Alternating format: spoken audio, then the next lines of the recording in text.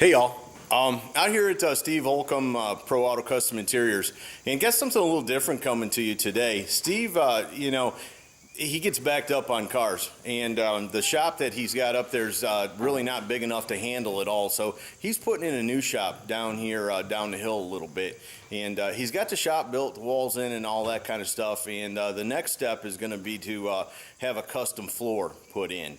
And that's going to be nice for when we're shooting hot rods too, because it'll give us a nice platform to shoot them on.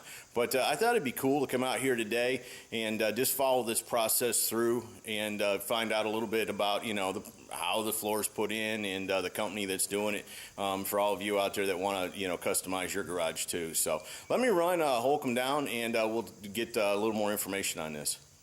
Steve, how are you, brother? Doing good, Scotty. How you doing? I'm doing just fine. Tell me a little bit about the plan here. Oh, I'm excited. Got Chuck Powell out here. He's going to put us a nice finish on this floor right here. You can see the floor, how ugly it looks. Right. It wouldn't look right with nice looking hot rods, street rods and stuff in here. So we're actually building this addition. I'm wanting to work out of here eventually and we'll polish the floor, make it real nice and shiny. And Chuck Powell here, he's gonna do the process for us. Is this going to be the main shop, or is this an addition? Will be, yeah. I'm gonna use this for the main shop eventually, and I'll use the other one to keep the cars in storage. Right now, I'm just keeping the cars in this one for storage. But eventually, we're gonna be moving down here and doing all the work down here. So it's gonna be like a man cave down here, kind of a hot rod shop. Yeah. I know if you're part of it, it's gonna be cool. So I'm excited to see it. So when you pull a cool looking hot rod in here into a nice, clean looking, neat shop, it make the whole atmosphere working on these cars and everything's a lot better. I mean, and More I'll live professional. here, so. Yeah. It'll be more professional looking. With the money these people are spending on these interiors, when they show up, they'll be like, "Holy smokes!" This place looks. That's where your money's going. That's right. Yeah.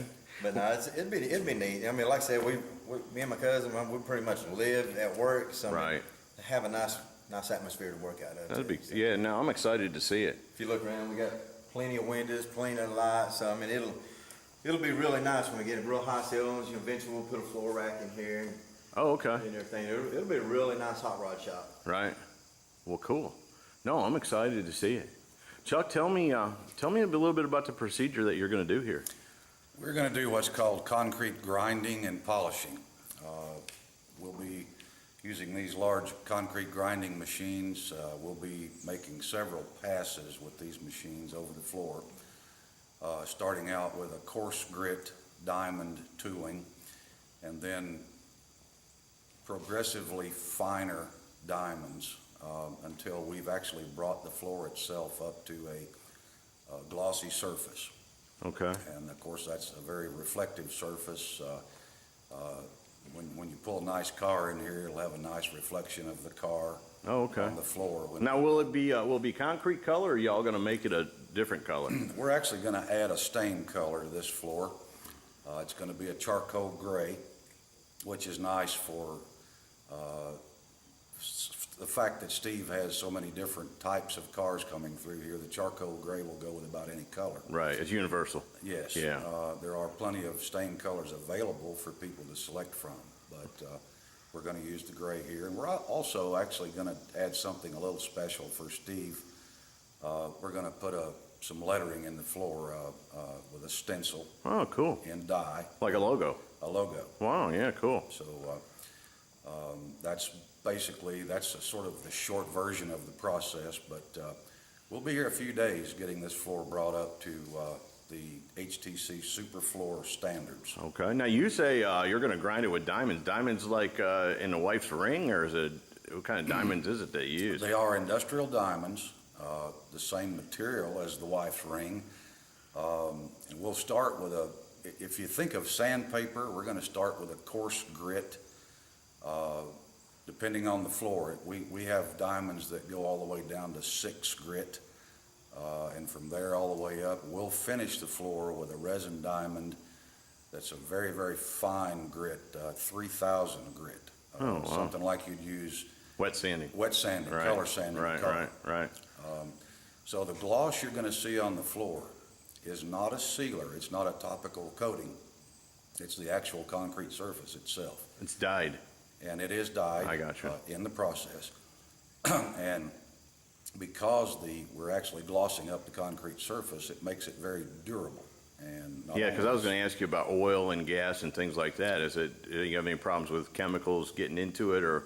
We don't like to see acids spilled on polished concrete. Acids are a little bit of an enemy of polished concrete, but other than that, most fluids won't affect the surface. Of course, you can just wipe them up. It's easy to take care of. Does it make the concrete more durable? It does. In fact, during the process, we add a concrete surface densifier, which actually will harden this particular surface to probably 4 or 5 times the hardness that it has now. Oh, wow. Now, the name of the company is Reflective Floor Treatments. And how long have y'all been in business? We actually started reflective floor treatments about 3 years ago. Nick Powell had the concept to start this company. He has been a concrete grinding and polishing professional for several years and wanted to start a company that specializes in residential and smaller commercial floors rather than the big box stores and Right. big factories. Do you all do those kind of things too? We try to limit our services to about 10,000 square feet or less in most cases. Okay. And from there all the way down to a 2-car garage or even a smaller job than that. And what is the radius of your service area?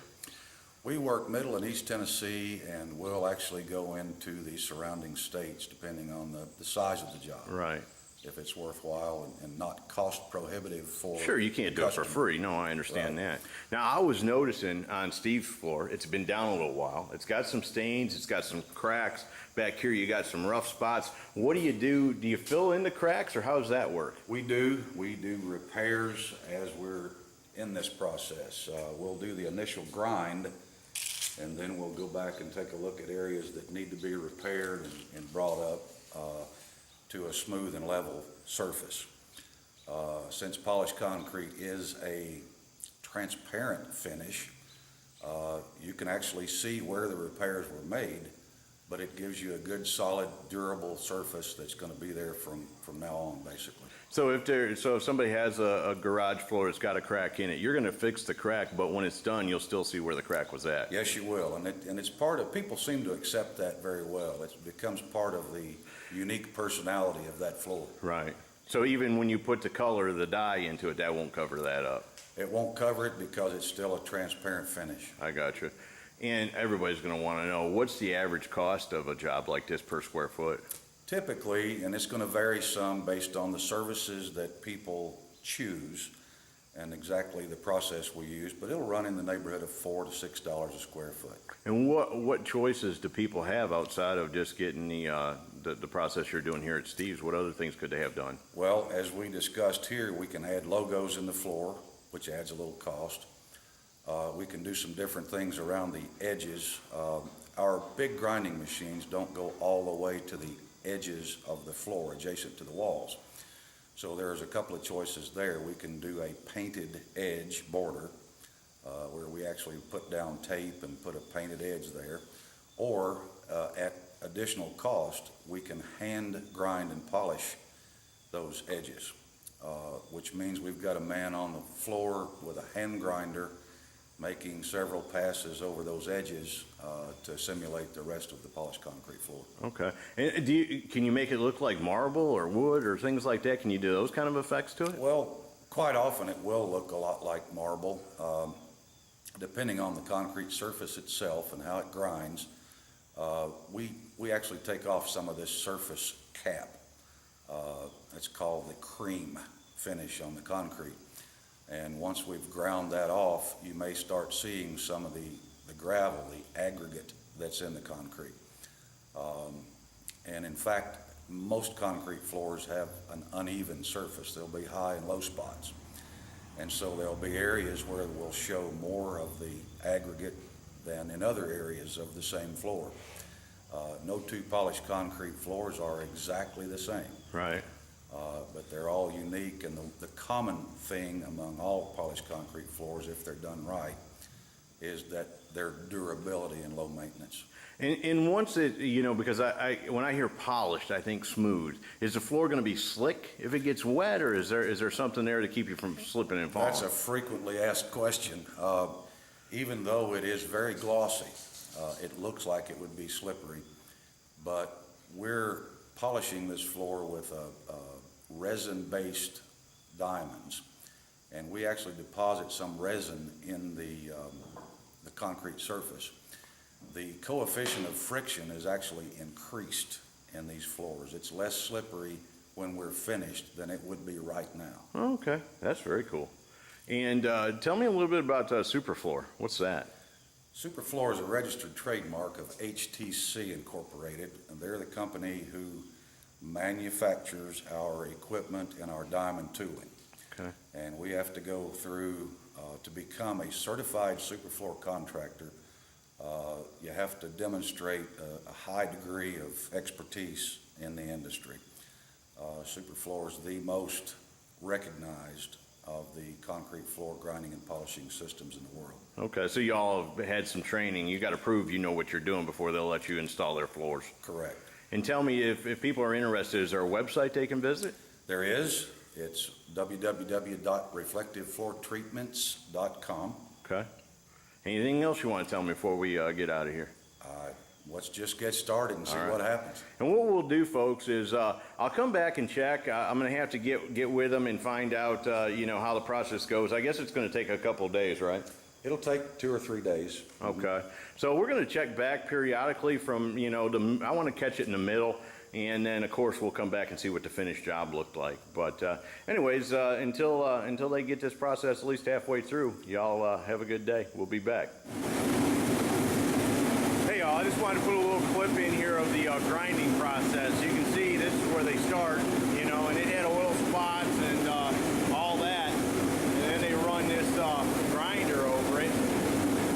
And the thing I was amazed by is how quiet the whole process is. They got a generator running outside, diesel generator, and then this grinding machine too, but it doesn't make a lot of noise. And Chuck said that you can actually, they can actually work inside of a house and not get a lot of dust, where you can get it all through the house, have cement dust everywhere. So it's got a vacuum that vacuums up a lot of it, and then you can see that it leaves some dust there. But it's amazing. You would think grinding concrete would be a noiseless process, but it's really not. So again, I just wanted to bring you in and show you that. And like I said, we'll follow this thing all the way through. Nick, how are you, brother? I'm doing fine. How are you doing? Good. Tell me, how's the project coming? Oh, it's coming well. Yeah. How much more time you think it'll take? I think we should be done with it either late this evening or tomorrow. Okay. And you got the floor ground now, so what's the next step? The next step is to apply the dye and then to polish the floor. Okay. So what we'll spray the dye and include the logos, and then we'll peel the logos up and then apply our Densifier product, which impregnates the floor. Mm-hmm. And then we will run our polishing steps over that to lock everything in and give it a nice clean shine. Now, is that the stuff you're putting over the top of the dye, is that like a polyurethane or something that makes it polish, or? No, it's a lithium silicate densifier. Okay. And what that is actually an impregnator, and where we've ground this surface, it's almost like a sponge. Right. And this is going to help solidify that surface to give us something real clean to polish on. Okay. So is it kind of like a paint? No, it's just a clear product that actually seals in anything left in the floor. That, as far as like just tiny little areas where it's like a sponge. I got you. Now, because you're saying polish, and I'm just trying to get that straight in my head. What do you use to polish it? We use the large grinding machine that we started grinding with, and then we use a resin-based diamond. So it's really a lot of heat, friction, and resin, and a little diamond that actually polishes the surface of that concrete. No kidding. It's a strange process, but I guess it works. It does work very well. Did you run into any problems with Steve's floor? We did, actually. Yeah. It had gotten wet during the initial time it was poured, and so there were several areas that had some pretty bad pits in them, and we were able to go in with an epoxy coat and coat the whole floor and grind it back off and get all the epoxy to hold in the little vugs and everything that we had the issues with. So did you have to cover the whole floor, or you just went and did spots on it? we covered the entire floor. Right, and then came back again. And then ground it all right back off. Wow. And then I see you got what looks like maybe some old oil spots there. Yes, they are. Where this floor is actually fairly porous on top, and so the oil that had been there has penetrated, and it is starting to pull itself back to the top as we tighten the surface. And so what will happen after we dye and do the impregnator and the polish, then you will wind up seeing these spots, but they won't be nearly as noticeable. And it won't pull up through the products or No, anything, it make won't them pull, it bubble will or be anything locked like in the that. product. It won't pull back to the surface. All right, cool. And then you're over here, you're gonna put some logos in for them too. What are you doing, what do you use to do that? We actually use a two-part vinyl system to do this. Well, we put the logo down on the floor at this stage when we're ready to dye the floor, and we can do decorative cuts at this phase. We can do many different color options and all different sorts of things. But this is the stage where we lay the vinyl and we will spray across the vinyl, and so the letters will turn out black, and everything that you see in green will actually be the natural gray polish. Okay, cool. And then you'll seal it all in and come back and polish it all. That's right. Cool. All right. Well, brother, I'll tell you, it looks a lot better than it did the first day we came in here. And then like the cracks and all in the floor, you've come back and filled those in. Yes, we filled all the cracks, and we're ready to get it dyed and shine it up. Good, good, good. All right, Nick. Well, we'll check back with you when you get it finished up. I'm looking forward to seeing it. I know Steve is too. We appreciate it. No problem. Folks, there you go. Another day. It's going along pretty good though. I think it's, I mean, it's looking good. It looks smooth. It looks, you know, I think it's going to be very cool when it gets done. So anyways, we should have one more clip or one more day of putting this thing together and we'll have a finished product. So see you soon. All right, y'all. They got the floor finished, polished. It's as promised. It's shiny. And it looks good. I like how they put the logos in here for Steve. I think that turned out nice. Steve, what do you think of it? It's shiny, it looks good. Yeah, you happy? Yeah, oh yeah, I'm happy. I tell you what, for what they had to work with, Right. they done a miracle on this thing, because it was about shot. Well, like I said, when we poured it, it rained on it, it beat up the top surface of it, and there was little pits all in it, and they got all the pits out of it. This will be a lot nicer work area to work off of. This is going to be cool right here. Yeah, now you can slide right up underneath the car. Well, shoot, Yeah. slide from one end to the other. That's the thing. Garrett's going to be doing that, I would imagine. I love that. Well, one of the things that I noticed is, yeah, you had gotten some stains in the concrete, and that's not any fault of the floor company, folks. That's just, That's you know, me. that's Steve. He's brought cars in here, it's leaked transmission fluid and oil and things like that. And then when they stained it, now Chuck, you say how much concrete did you actually take off of this? This was an unusually large amount of ground concrete dust. We're probably going to carry away almost 3 tons of this floor. 6,000 pounds. About 6,000 pounds. How much, in depth wise, how much was that? I'd say we probably took off 1/8 of an inch or more. Yeah. And then I was talking to Nick, and the problem is that when you get oil or some fluid in it, it actually soaks into the concrete, and you can grind it off, but it keeps seeping back up. Yes, and it depends on how tight that surface is as to how much that oil will soak in. Because this concrete surface was damaged due to rain when it was poured, it was more porous than some concrete is. So it actually soaked up oil more than some will. But it's better to go ahead and polish before you get the oil stains on the floor, and that way you won't have that penetration. Right. And two, I was noticing that some of these rocks, there's a special word for it, is it aggregate? Aggregate? Yes. How it's actually pulled it up and made it look kind of like marbly, and you were telling me that if you knew you were going to polish your floor, that you could actually use a custom aggregate to even make it look more attractive. Yes, people have done things. So they got a little bit of blue There's mark. actually blue rock in this concrete from wherever it was poured or quarried. But you can use pea gravel, for instance, that's different colors. You can even put ground glass. You can put brass or metal objects down, just buried into the floor, and grind back down to those. So you could put like coins or something like that in it. Yes. Huh. You just don't want to bury them too deep, and that way when the grinding machine goes over them, it'll expose them. Right.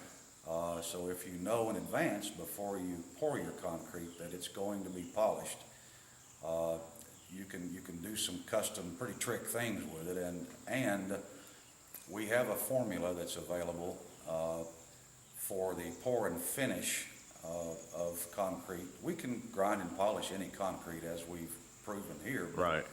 if you know in advance that you're going to be polishing concrete, then we've got a sort of a suggested pour and finish method that gives you the best result. So it's the best way to do it is if you're building a new garage or a basement or whatever, is to get with you on the planning stage. Correct. And then you can discuss the options available to you and what needs to be done to take those, you know, the advantage of those options. And that way, you know, when you come in to do it, then it's all set up to do that, whatever it is you decide. Because there's obviously a lot of tricks that you can do to this.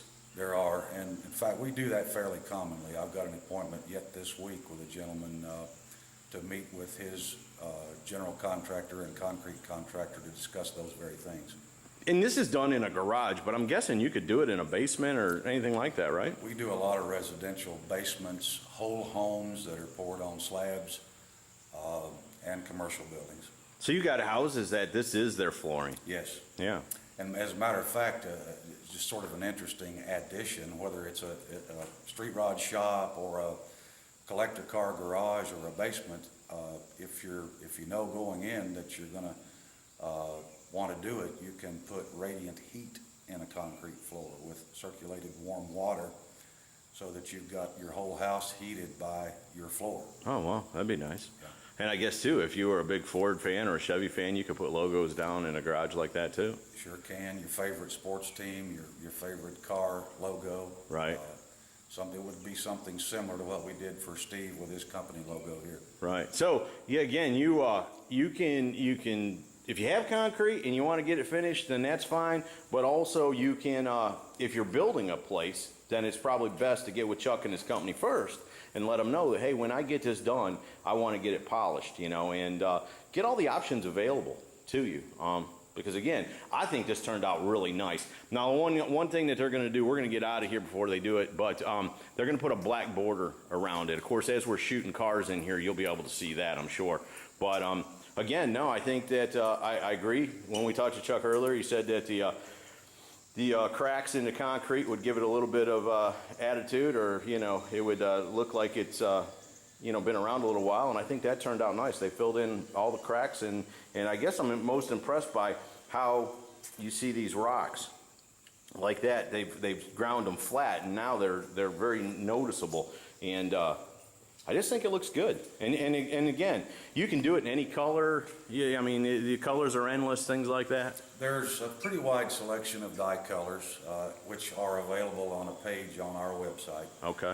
That you can choose from, and we do a lot of this charcoal gray color simply because it matches most any color car that sits on it. Right. But we could have done it in blue or purple if somebody wanted it that way. And what's the address to that website again? www.reflectivefloortreatments.com. All right, cool. Yeah, one thing I like about it too is if you notice, we got the windows and stuff up here, see how it reflects the light off of the floor? Right, so right. when we're actually in the car working, it'll help reflect. And there's not even no lights Yeah, in yeah, here. yeah, yeah, And we the don't- sun's not out and it's still bright in here. Right, yeah, no, it's raining outside and there's no lights, and you're right. You can It's a still lot see brighter. pretty decent in here. And I'm excited too, because Steve told me that, we'll see how that works, but you told me that we'll be able to see the undercarriage of these cars too, reflect you'll off be the able floor. to see Yeah, reflected all the chrome and stuff underneath these cars and stuff we work on. right. So it's gonna be cool. Cool. Well, I'm excited. Now we just got to get power and all the other stuff Now we done. gotta get too. it finished, yeah. That's right. Start in here. Cool. Well, Chuck, I appreciate you letting me come out and film the process. Thank you for doing it, Scotty. We appreciate the opportunity. Not a problem. And like I said, folks, I think they've done well for what they had to work with. You know, I know there's going to people that are going to see the spots and see the cracks and understand. How long was this concrete in, Steve, before we actually did this? Well, about a year and a half, and then, like I said, I had old cars and stuff parked in here just to get them out of the weather, and they leaked and stuff like that. But if them cars didn't leak and, you know, the floor was real nice, I mean, this thing would look like Right. a piece of glass. I mean, Right. really, really, really sharp. Yeah, no, I agree with you. I'm tickled with it. I mean, Yeah. I was a little hesitant at first. I don't know, you know, I seen some of the steps, but after Right. I got finished with it, I was like, man, that looks good. Yeah, no, we were down here throughout the whole process checking on them, and it was like, what are you going to do next? Is this going to happen? You know, why does it look like that? But Yeah, they probably got tired of us being in. yeah, but again, folks, in the end, they knew what they were doing. So, you know, if you're building a high-end garage, or if you have a basement even, give Reflective Floor Treatments a call, and tell Chuck you seen it on Scotty D TV. I appreciate y'all checking out. Y'all have a good day. See ya.